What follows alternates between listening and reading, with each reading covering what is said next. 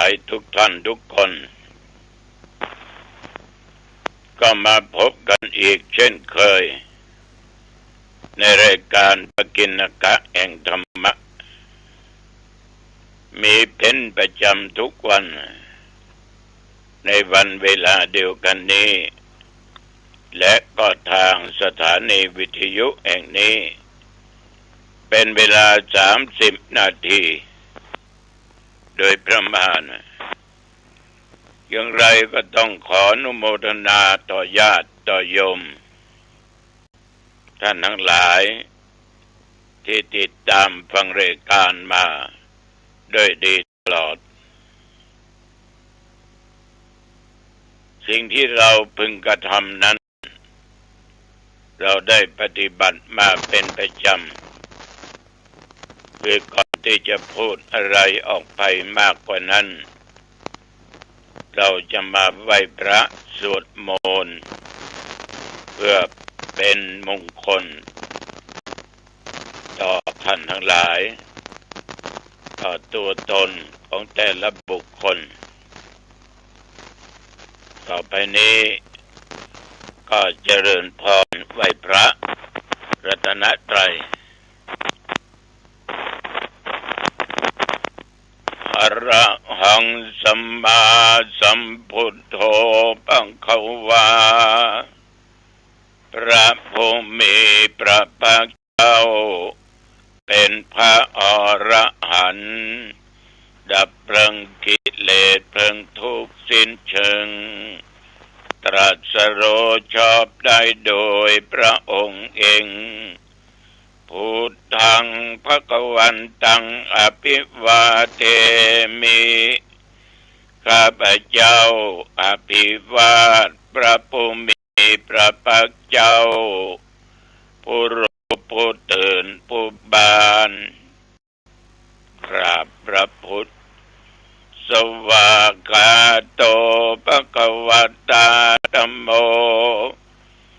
พระธรรมเป็นธรรมที่พระผู้มีพระภาคเจ้าตรัสไว้ดีแล้วธัมมังนัมสสามิข้าพเจ้านมัสการพระธรรมกราบพระธรรมสุปฏิปันโนภควโตสาวกสังโฆพระสงฆ์สาวกของพระผู้มีพระภาคเจ้าปฏิบัติดีแล้วสังฆังนัมมามิข้าพเจ้านอบน้อมพระสงฆ์กราบพระสงฆ์นะโมตัสสะภะคะวะโตขอนอบน้อมแด่พระผู้มีพระภาคเจ้าพระองค์นั้นอะระหะโตซึ่งเป็นผู้ไกลจากกิเลสสัมมาสัมพุทธัสสะตรัสรู้ชอบได้โดยพระองค์เองนะโมตัสสะภะคะวะโตขอนอบน้อมแด่พระผู้มีพระภาคเจ้าพระองค์นั้นอะระหะโตซึ่งเป็นผู้ไกลจากกิเลสสัมมาสัมพุทธัสสะตรัสรู้ชอบได้โดยพระองค์เองนะโมตัสสะภะคะวะโตขอนอบน้อมแด่พระผู้มีพระภาคเจ้าพระองค์นั้นอะระหะโตซึ่งเป็นผู้ไกลจากกิเลสสัมมาสัมพุทธัสสะตรัสรู้ชอบได้โดยพระองค์เองพุทธังสรณังคัจฉามิธัมมังสรณังคัจฉามิสังฆังสรณังคัจฉามิทุติยัมปิพุทธังสรณังคัจฉามิทุติ ยัมปิธัมมังสรณังคัจฉามิทุติยัมปิสังฆังสรณังคัจฉามิตติยัมปิพุทธังสรณังคัจฉามิตติยัมปิธัมมังสรณังคัจฉามิตติยัมปิสังฆังสรณังคัจฉามิอิติปิโสภะคะวะอะระหะสัมมาสัมพุทโธวิชชาจรณะสัมปันโนสุขโตโลกวิทูอนุตตโรปุริสธรรมสารติสัทธาเทวมนุษย์สานังพุทโธภะคะวาติยันโดนนิมิตตังอวมังคลันจะโยจามนโปสกุนัสสัตโตปาปักขะโหตุสุปินังอกันตังพุทธานุภาเวนะวินาสเมนตุสวากขาโตภะคะวตาธัมโมสันติทิโกอากาลิโกเอหิปัสสิโกโอปัญญิโกปัจจัตตังเวทิตาโพวินยูหิติ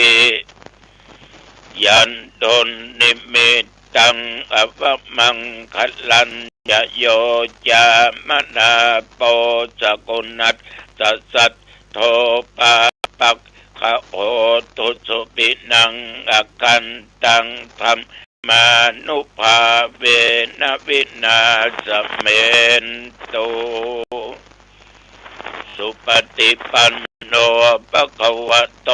สาวกสังโฆอุชุปฏิปันโนภะคะวะโตสาวกสังโฆญายปฏิปันโนภะคะวะโตสาวกสังโฆสามีจิปฏิปันโนภะคะวะโตสาวกสังโฆยติทังจัตตาริปุริสยุคานิอัตถปุริสปุคลาเอสะภะคะวะโตสาวกสังโฆอาอุนัยโยปาอุนัยโยทักขินัยโย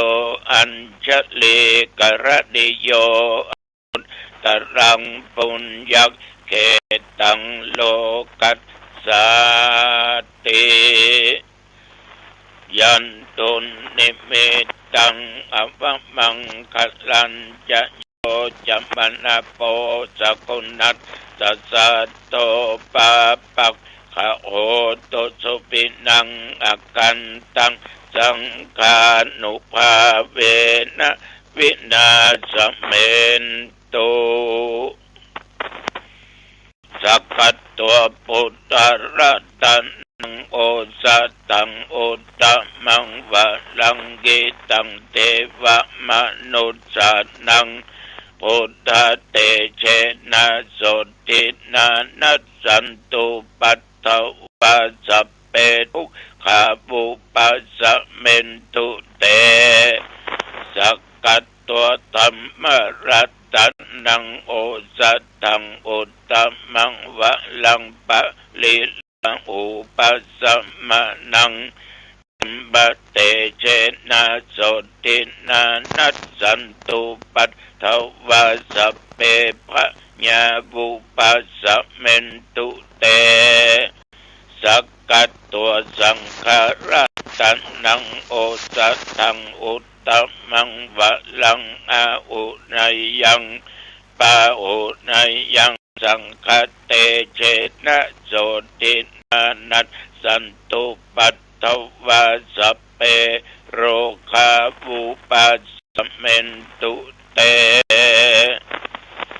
นัตติเมสระนังอัญญังพุทโธเมสระนังวะลังเอเตนะสัจจวัชเชนะโอตุเตชยมังคลัง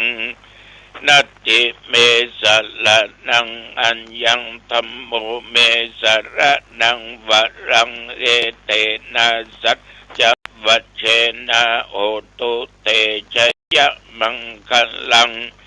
นัตติเมสะละนังอัญญังสังโฆเมสะระนังวะรังเอเตนะสัจจะวัชเชนะโอตุเตชะยะมังคลังอธิอุณอัสสะวิจัยโยตัมโมโลเกอนุตตโรสัพพสัตตะอิตัตถายาตังตังคันหาเกเตปะเตปะลิวัชเชลาชะตันเตอะมนุเสอิปะวะเกพยัคเขนะเกวิเสปุเตอะ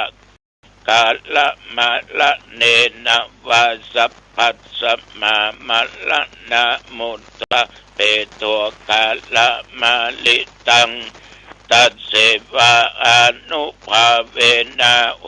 ตุเทโวสุขิสัทธาสุทธาสิลังสัมมาทายะธัมมังสุจริตังจะเลตัสเสวะอนุภาเวนะโอตุเทโวสุขิสัทธาลิเกตังจินติตังปูชังคาระนังจะนังขรุงปะเลสังเตสะนังสุตวตัสสะอายุปวัตติติภวะตุสัพพะมังคลังรักขันตุสัพพะเทวตาสัพพะพุทธานุภาเวนะสัทธาโสติภวันตุเตภวะตุสัพพะมังคลังรักขันตุสัพพะเทว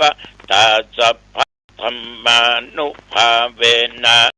สัทธาโสติภวันตุเตภวะตุสัพพะมังคลังรักขันตุสัพพะเทวตาสัพพะสังฆานุภาเวนะสัทธาโสติภวันตุเต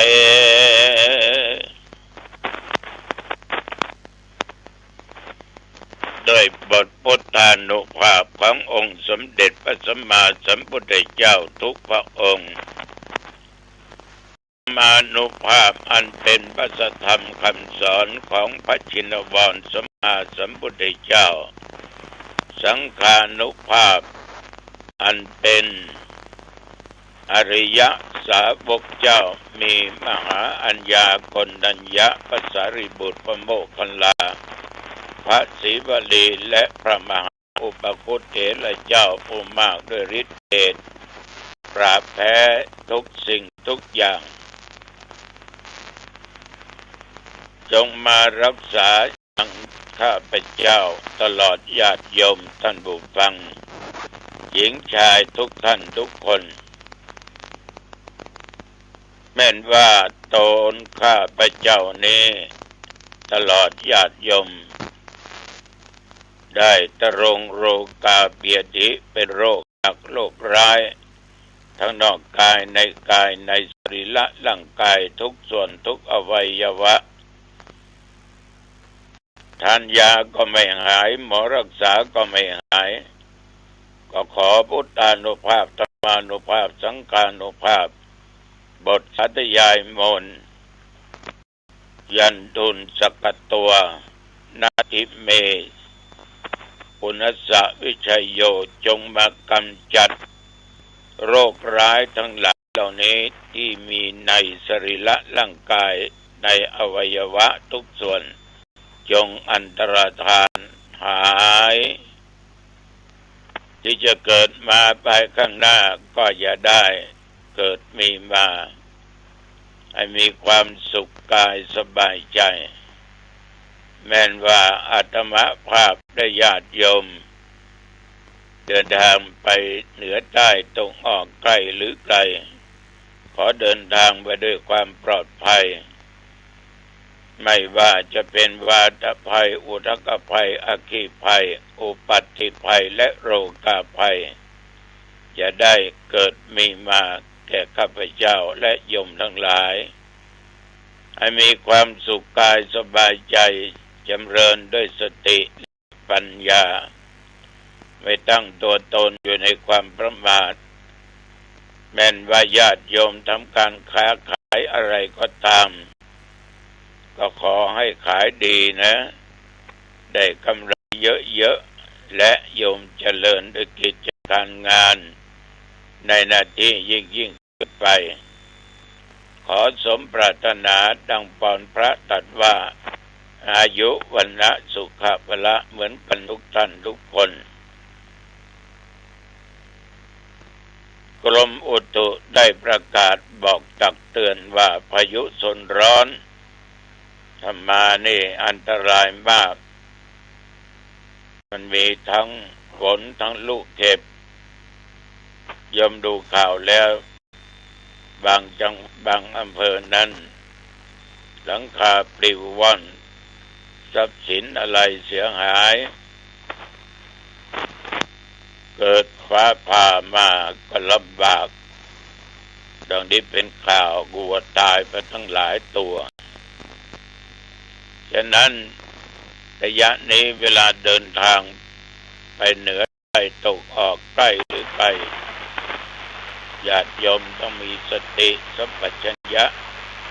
อย่าตั้งไว้ในความประมาทเป็นเด็ดขาดนับตั้งแต่เมื่อวานมาจนถึงปัจจุบัน24 ชั่วโมงตำบลบ้านแหวนทาง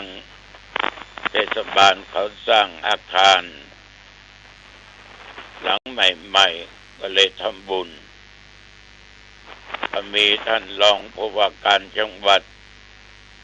ตลอดจนท่านนายอำเภอ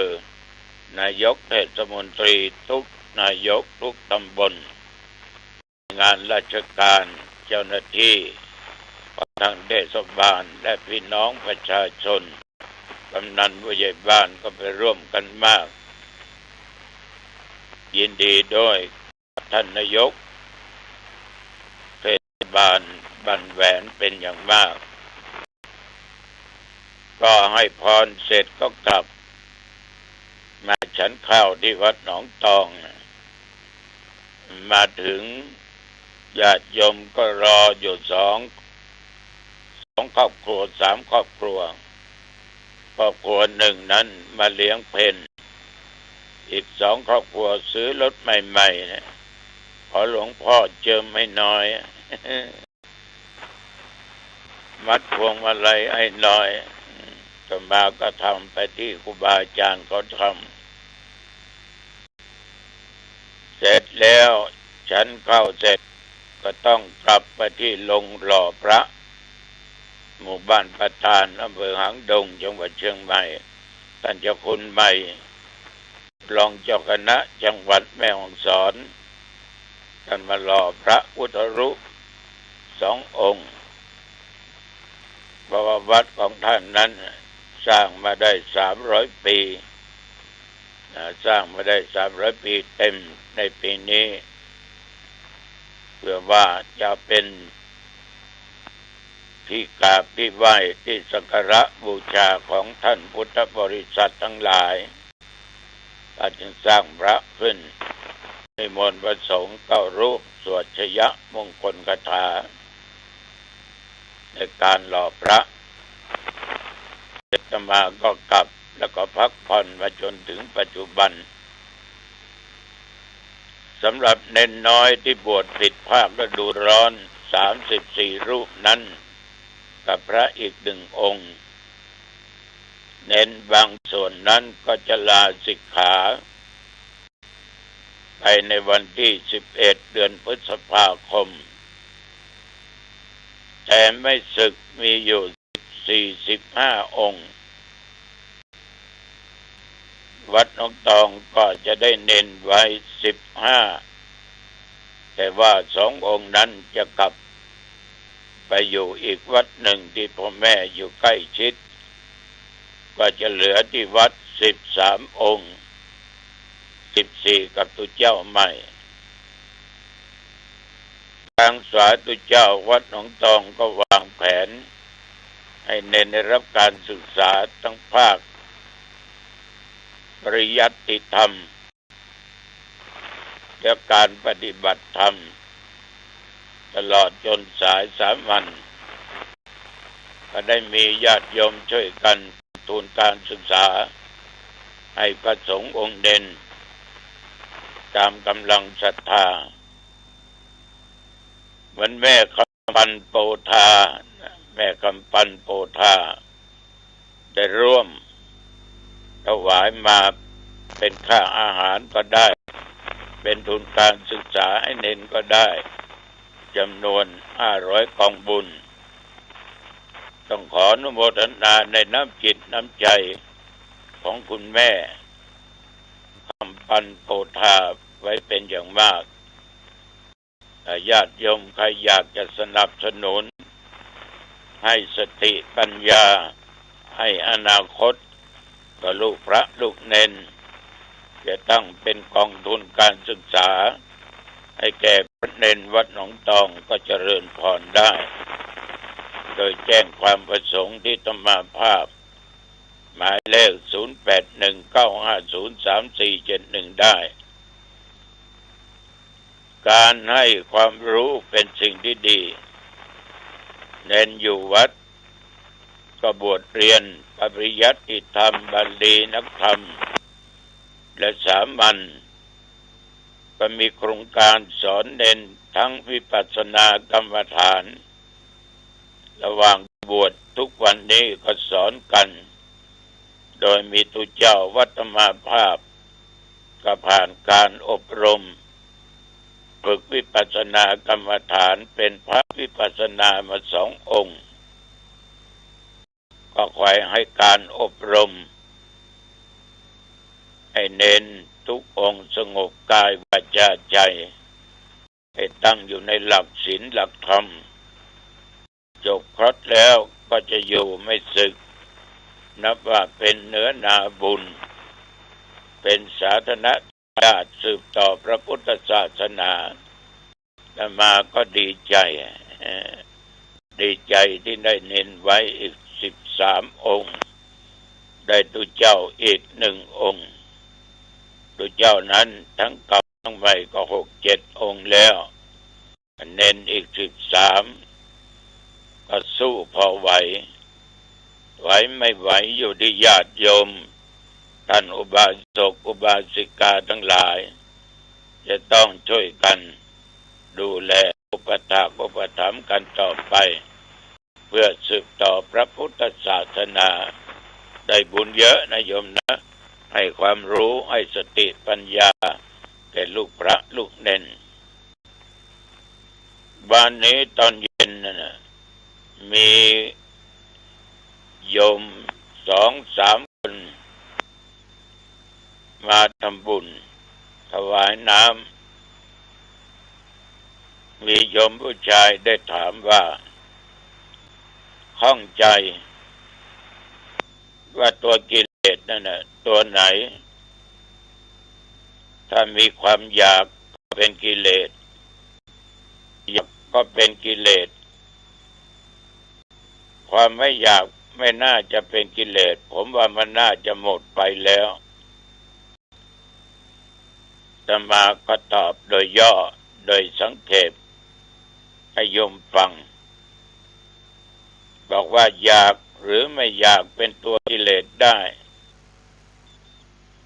เหมือนโยมเดินทางออกจากบ้านมาขอถามว่าใครเป็นผู้ชวนโยมมาโยมก็ตอบว่าเขาชวนมามันเป็นความอยากไหมมันเป็นความอยากแต่ถ้าโยมปฏิเสธไม่มามันก็เป็นความอยากแต่ว่าสิ่งเหล่านี้มันไม่หนักหนาอะไรมันไม่เป็นกิเลสที่น่ากลัวแต่ในเรื่องของโลกธรรม8นั่นนะอยากมีลาภอยากมียศ อยากมีสุขอยากให้คนทั้งหลายสรรเสริญยกยอว่าตัวเองเป็นคนดีคนเก่งเป็นคนใจบุญสุนทานนี่ก็เป็นตัวกิเลสก็อยากได้เนี่ยอยากมีเนี่ยทุกสิ่งทุกอย่างทีนี้ตรงกันข้ามกลัวมันเสื่อมลาภกลัวไม่ให้อยากลาภมันเสื่อมไปกลัวไม่มียศกลัวเสื่อมยศกลัวความทุกข์กลัวเขาติฉินนินทาเนี่ยไอ้ความกลัวคือความไม่อยากตัวนี้ก็เป็นตัวกิเลสก็ตอบแบบสั้นให้โยมได้ฟังโยมก็ว่าอ๋อถ้าอย่างนี้ก็เข้าใจแล้วครับคุยกันไปคุยกันมาโยมทั้งสามก็ลากลับอาตมาก็สงน้ำอาบน้ำอาบท่าเมื่อวานนี้ฉะนั้นญาติโยมท่านผู้ฟังกิเลสนั้นเป็นเรื่องสำคัญเป็นเรื่องสำคัญแต่กิเลสตัวดีๆก็มีเยอะอยากจะฟังเทศอยากจะฟังธรรมอยากไหว้พระสวดมนต์นั้นมันเป็นความอยากที่เราตั้งใจด้วยจิตอันบริสุทธิ์ฉะนั้นญาติโยมท่านผู้ฟังทั้งหลายนี้ก็ขอฝากไว้แล้ววันนี้ที่วัดบ้านกาดหรือวัดเดชดำรงตำบลขุนคงก็มีงานสงน้ำพระธาตุตุลุงก็จะไปเนอะวันนี้9 โมงเช้านี่เจอกันที่วัดเดชดำรงหรือวัดบ้านกาดตำบลขุนคงอำเภอหางดงขอบใจเจ้าแม่กำปันโพธาอีกครั้งนะที่สนับสนุนบรรพชาสมบทสมณเณรปิดภาคอุร้อน500 กองบุญอายุวันโนสุขังพลังนะแม่นะสำหรับรายการนี้เป็นเวลาพอสม